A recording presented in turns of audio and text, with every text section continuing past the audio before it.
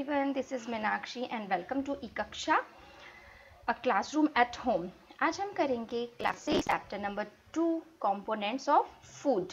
Components food में हम देखेंगे कि आप जो घर में आप जो एक डाइट खाते हैं, एक प्लेट के अंदर जो आप खाना लेते हैं उसके अंदर देखो दाल भी होती है, एक हरी सब्जी भी होती है, कुछ राइस भी होते हैं, है ना।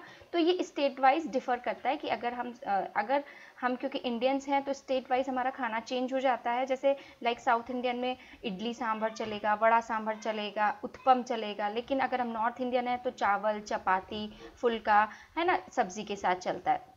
तो इस बारे में आज हम देखना है। हमारा ये जो चैप्टर है वो बहुत इजी है और इसे हम स्लाइड्स के थ्रू अच्छे से समझ लेंगे तो ये बहुत ही आसान लगेगा। स्टार्ट करते हैं। First of all, what is nutrients. अब क्या है कि हम एक हमारा जो फूड है हम डेली बेसिस पे जो हम खाते हैं, क्योंकि हमें खाना ज़रूरी होता है क्योंकि हमारी बॉडी के लिए ज़रूरी होता है। हमें जब भूख लगती है तो हमें कुछ सूझता नहीं है और हमें खाना चाहिए होता है। अब क्योंकि हमारी जो बॉडी है उसको नीड होती है खाने की, फूड की नीड होती है, तो फूड में ऐसा क्या होता है जो उस नीड को फुलफिल करता है, हमारी बॉडी की ग्रोथ को अच्छा करता है, तो वो जो होते हैं उन्हें हम न्यूट्रिएंट्स कहते हैं। तो वो न्यूट्रिएंट्स कैसे, हम उसकी प्रॉपर एक डेफिनेशन देख लेते हैं जो कि हमारे खाने में जो कंपोनेंट्स होते हैं। Food ingredients contain some components that are needed by our body. These components are called nutrients. यानी कि ये हमारी बॉडी के लिए ज़रूरी होते हैं, इसलिए हम इन्हें क्या कहते हैं, न्यूट्रिएंट, क्योंकि ये न्यूट्रिएंट्स हमारी बॉडी की ग्रोथ को अच्छा बनाते हैं। अब क्या है types of nutrients. Types of nutrients में मेनली हम 5 पढ़ेंगे। सबसे पहले है कार्बोहाइड्रेट, सेकंड है फैट्स, थर्ड है प्रोटीन, फोर्थ है वाइटामिन्स एंड फिफ्थ है मिनरल्स। इनको वन बाय वन हम स्टडी कर लेंगे। वन बाय वन हम देख लेंगे कि कार्बोहाइड्रेट्स क्या होते हैं, फैट्स क्या होते हैं, प्रोटीन। हमने सिर्फ अभी खाने के बारे में पढ़ा है कि हम खाना खाते हैं, प्लांट फूड मतलब जो प्लांट से मिलता है, एनिमल फूड जो एनिमल से मिलता है, ठीक है। तो अब हम वन बाय वन देख लेंगे कि कार्बोहाइड्रेट्स हम किसे कह रहे हैं, फैट्स हम किसे कह रहे हैं, प्रोटीन्स हम किसे कह रहे हैं। हम क्योंकि कहते हैं ना, अरे ये खाओ इसमें प्रोटीन बहुत अच्छा होता है, ये खाओ इसमें विटामिन ये वाला, है ना, गाजर खाओ, गाजर के अंदर विटामिन ए बहुत अच्छा है, टमाटोज खाओ, टमाटोज में विटामिन सी होता है बहुत अच्छा, कैरोटीन होता है ना। तो इसीलिए हम देखते हैं। फर्स्ट है कार्बोहाइड्रेट्स। कार्बोहाइड्रेट बेसिस क्या होते हैं, एनर्जी सोर्सेज होते हैं, एनर्जी सोर्स होते हैं। इनमें होता है स्टार्च। क्या होता है इसमें, स्टार्च। देखो इसमें क्या क्या है, sweet potato, sugar cane, papaya, melon, mango, maize, है ना, बाजरा, राइस, व्हीट, मेनली यानी जो ग्रेन्स हैं। एक तो यहाँ पे आपको ग्रेन्स का पूरा वो दिख रहा होगा, ग्रेन्स हो गए, ये हो गए। सबसे ज़्यादा क्वांटिटी जो होगी वो एक तो ग्रेन्स में होंगी। ग्रेन्स हमारे कौन से होते हैं, व्हीट, राइस, बाजरा और मेज। और फ्रूट्स में भी होते हैं लेकिन थोड़ी कम क्वांटिटी में, और स्वीट पोटैटोज और पोटैटोज इनमें भी होते हैं। तो बेसिकली ये आपके एनर्जी सोर्सेज होते हैं। नेक्स्ट है फैट्स। फैट्स से रिलेटेड आपको ध्यान रखना है ऑयल। क्या ध्यान रखना है, ऑयल एंड घी, ठीक है। तो इनको हमें देखना है। अब ये देखो दिख रहे हैं आपको सारे, ये है सनफ्लावर ऑयल। जितने भी ऑयल होते हैं ना वो सारे फैट्स में काउंट होंगे, घी, ऑयल सब, mustard oil, coconut oil, soybean oil. ये ग्राउंडनट क्यों दिया हुआ है, क्योंकि ग्राउंडनट का क्या निकलता है, ऑयल निकलता है। आलमंड्स दे रखे हैं, और ये क्या देखे, सीसम यानी तिल, ठीक है। नट्स जितने भी होते हैं उन सब का क्या आता है, ऑयल बाहर निकलता है। अब ये देखो मीट दे रखा है, कुछ क्वांटिटी मीट में ऑयल की होती है। मिल्क है, मिल्क क्योंकि जो घी होता है वो किससे बनता है, वो मिल्क से बनता है। तो मिल्क किस चीज़ का सोर्स हो गया, फैट का भी सोर्स हो गया और कार्बोहाइड्रेट का। ऐसा नहीं है कि जैसे रोटी है, रोटी में सिर्फ कार्बोहाइड्रेट्स होंगे, या दूध है तो दूध में सिर्फ फैट होगा, कार्बोहाइड्रेट नहीं होगा। उसमें कार्बोहाइड्रेट भी होगा, फैट भी होगा, उसमें कुछ प्रोटीन भी होगा। तो उसको मान के चलिए कि अगर एक खाने का जो फूड है वो मल्टीपल कंपोनेंट सोर्सेज हो सकते हैं। फिश है, फिश में हमने पता है प्रोटीन होता है लेकिन इसमें फैट भी होता है, क्योंकि हमने सुना है फैट, ये फिश ऑयल आता है। पनीर में भी थोड़ा चिकना पनीर, जो भी चीज़ें जिसमें ऑयल निकलता हो। एग्स में भी थोड़ी सी, जो बीच में वाइट येलो कलर का जो पार्ट होता है, योक होता है, वो प्योर, उसमें भी ऑयल होता है। नेक्स्ट है प्रोटीन। देखो जहाँ पिछले वाले जो हमने स्लाइड देखी थी उसमें फैट में भी यही वाला पिक्चर था और प्रोटीन में भी यही वाला पिक्चर है। कहने का मतलब होता है कि ज़रूरी ऐसा नहीं है कि इसमें अगर सिर्फ फैट है तो प्रोटीन नहीं होगा, इसमें प्रोटीन भी है, तो सोर्सेज है। अब प्रोटीन का देखो और सोर्सेज, वहाँ पे तो क्या था, उधर फर्स्ट वाले में तो ग्रेन्स थे यहाँ पर, अब यहाँ पे कौन आ गया प्रोटीन्स में, प्रोटीन्स में यहाँ पे सारी दालें आ गई हैं। ये देखो चना है, ग्राम, मूंग, तुअर दाल, बीन्स हो गए, सोयाबीन हो गए, पीज, मटर हो गए, ये सब के सब रिच सोर्सेज हैं of protein. And this is, ये देखो ये मीट है, फिश है, इनमें भी अच्छे से प्रोटीन है। ठीक है, तो ये आपके, मैं आपको सोर्सेज बता रही हूँ, ये सारे जो पिक्चर्स हैं आपके बुक से लिए गए हैं, तो आपको समझने में आसानी होगी। नेक्स्ट है विटामिन्स। विटामिन्स हम बेसिकली आपकी बुक्स में हम सिर्फ 4 टाइप्स पढ़ेंगे, vitamin A, vitamin B, vitamin C and vitamin D. इनको देखेंगे कि विटामिन हमें कहाँ कहाँ से मिलते हैं।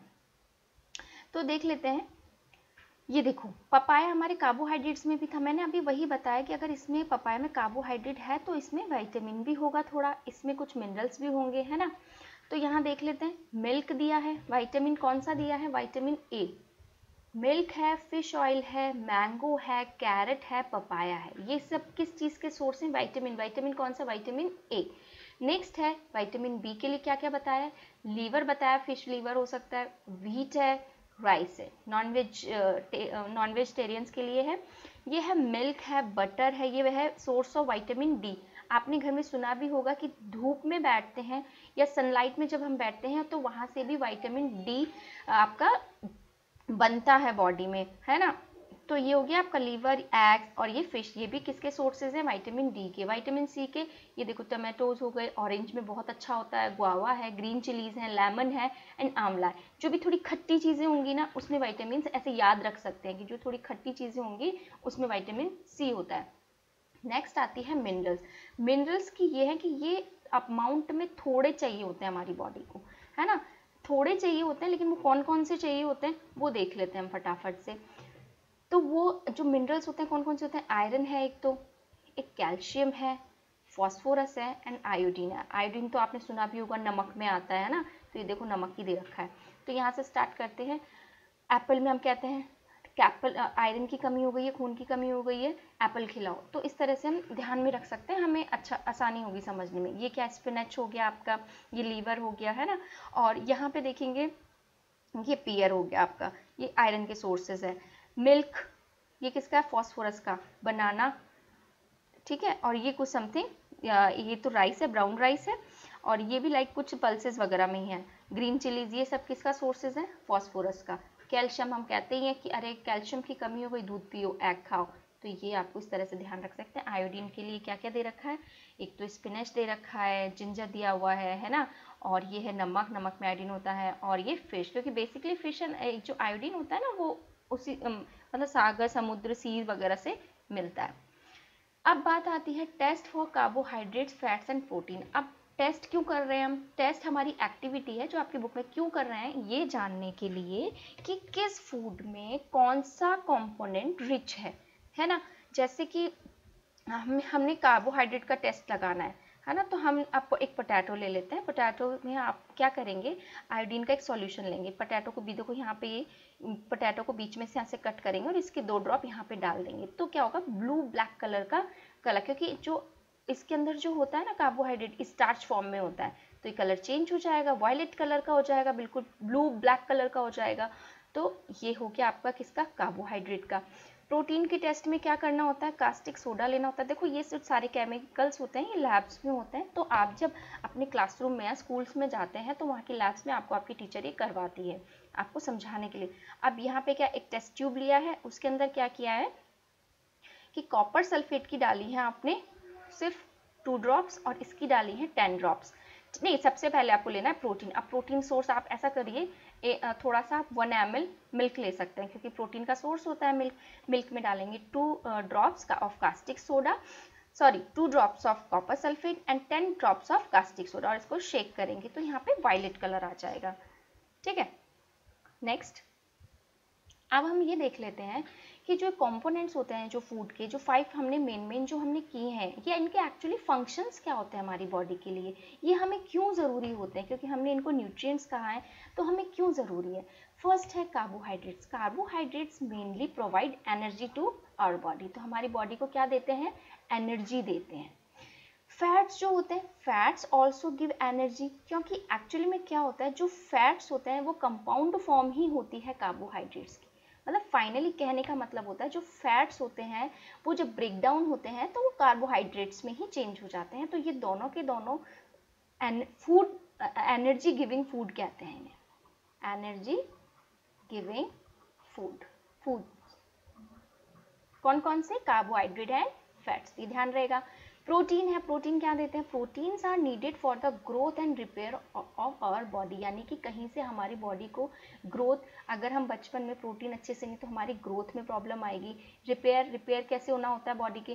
कहीं लग गई है, कहीं ब्लीडिंग हो रही है, तो वो जो रिपेयरिंग होती है ना बॉडी की, वो कौन करता है? प्रोटीन करता है। वो कैसे करता है? वो बड़े लेवल पे होता है। तो हमें सिर्फ इतना ध्यान रखना है कि हाँ प्रोटीन्स जो है वो ग्रोथ और रिपेयरिंग के लिए चाहिए होता है। वाइटामिन क्यों जरूरी होते हैं? Vitamin helps in protecting our body against disease. अब कोई वायरस हो गया है ना, कोई बैक्टीरिया हो गया, तो हमारे अगर बॉडी में इम्यूनिटी नहीं होगी, विटामिन नहीं होंगे ना, तो वो हमारी बॉडी को कमजोर बना देंगे और हमें जल्दी से हम बीमार हो जाएंगे। Vitamin also help in keeping our eyes, bones, teeth and gum healthy. ठीक है, यानी दांत और मसूड़े ठीक करने के लिए भी ये हमें जरूरी होता है। मिनरल्स, अब मिनरल्स चाहिए तो बहुत छोटी क्वांटिटी में, थोड़ी स्मॉल क्वांटिटी में। देखो minerals are needed by our body in small amount but for proper growth of body and to maintain good health. चाहिए तो थोड़े से होते हैं, लेकिन अगर इनकी डेफिशिएंसी हो जाए तो हमारे शरीर में कोई ना कोई, हमारी बॉडी में कोई ना कोई प्रॉब्लम आई जाती है।